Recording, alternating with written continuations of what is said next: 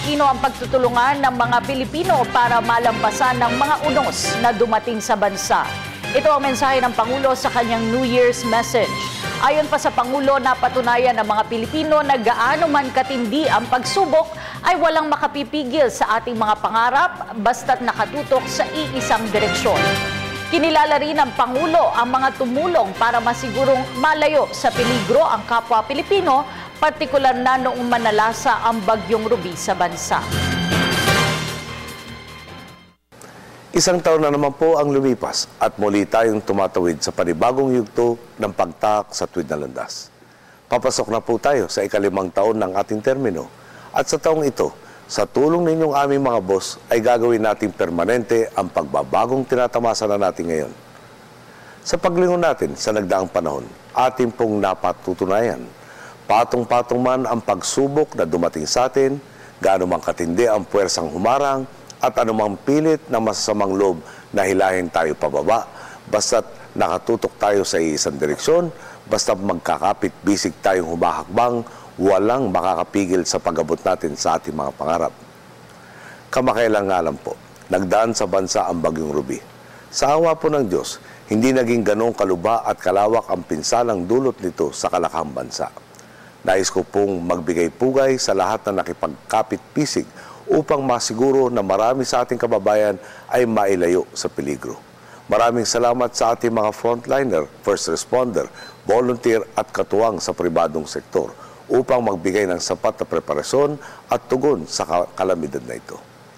Tunay nga po, sa pagkakaisa at sa pagkilos ng may integridad na isusulong natin ang transformasyon ng lipunan. Sa ekonomiya po, noong nakaraang taon sa unang pagkakataon, nakamit natin ang investment grade status mula sa 3 pinakatanyag na credit ratings agency sa mundo.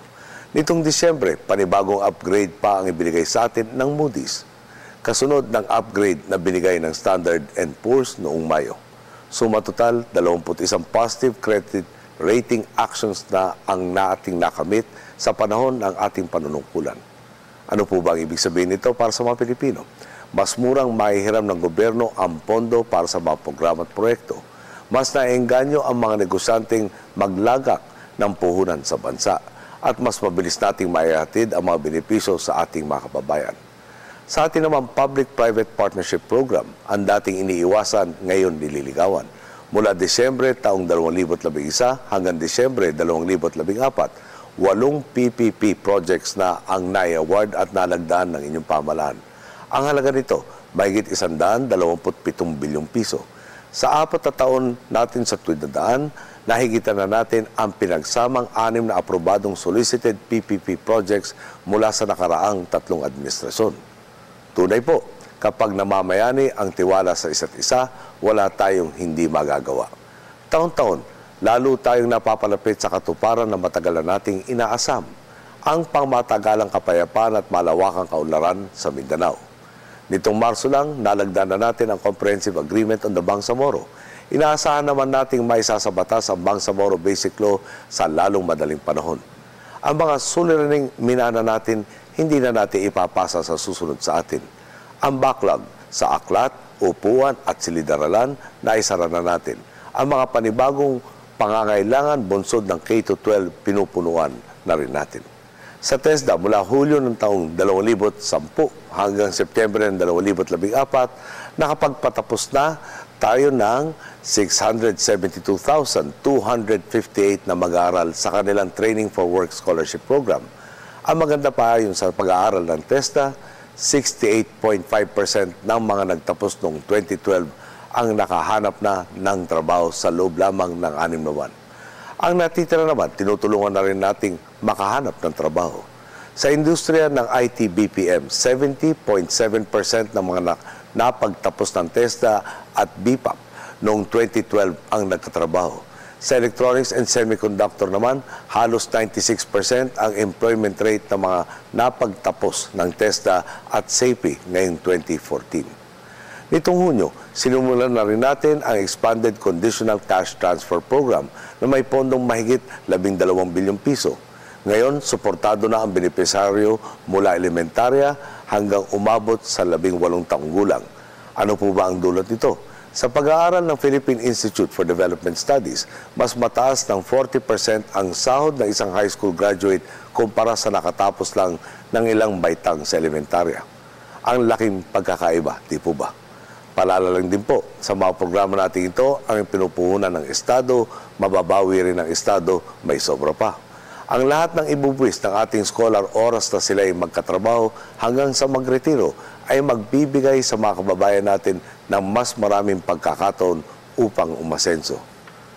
Ano po nyo, bilang ama ng bayan, obligasyon kong pakinggan ang tinig ng lahat.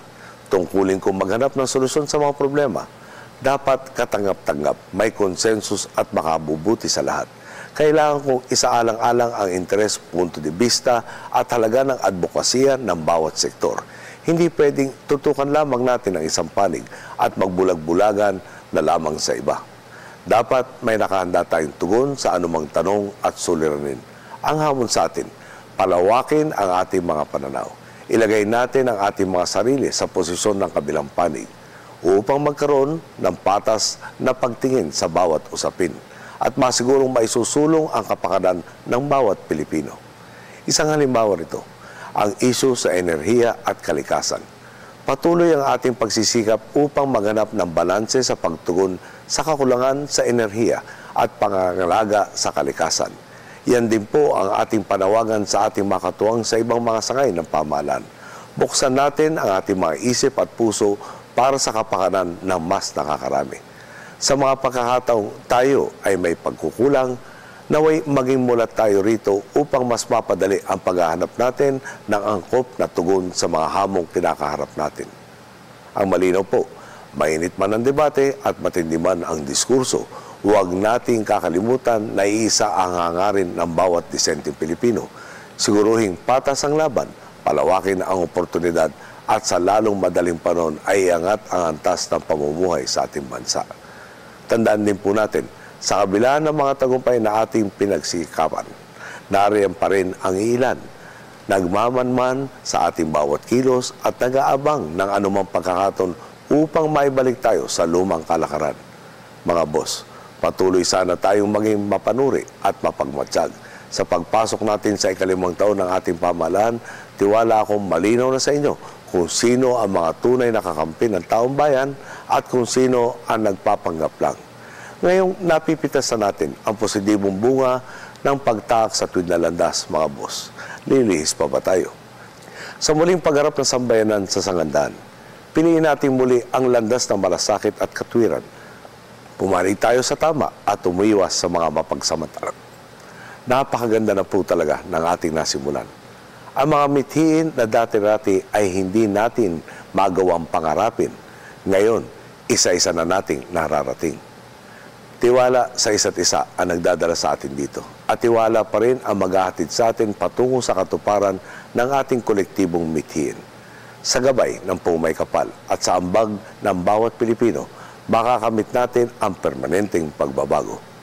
Mga boss, bago ako magtapos, may pakiusap sana ako sa inyo. Sana naman ay iwasan na natin ang pagpapaputok ngayong bagong taon. Isipin natin ang naidudulot ito sa ating kapwa at kapaligiran. Nariyan ang kalat at makapal na usok na nagbubunsod ng matinding polusyon, pati na ang malalakas na ingay na maaaring makapinsala sa pandinig ng iba. Higit sa lahat, nagdudulot din ito ng peligro sa ating mga kababayan na kung tutusin ay hindi naman kailangan. Pagtuunan na lang sana natin ang atensyon ng ating mga mahal sa buhay dahil alam natin, sila naman ang tunay na dahilan kung bakit tayo nagpapasalamat at nagdiriwang. Isang masigla at mapayapang bagong taon po sa ating lahat.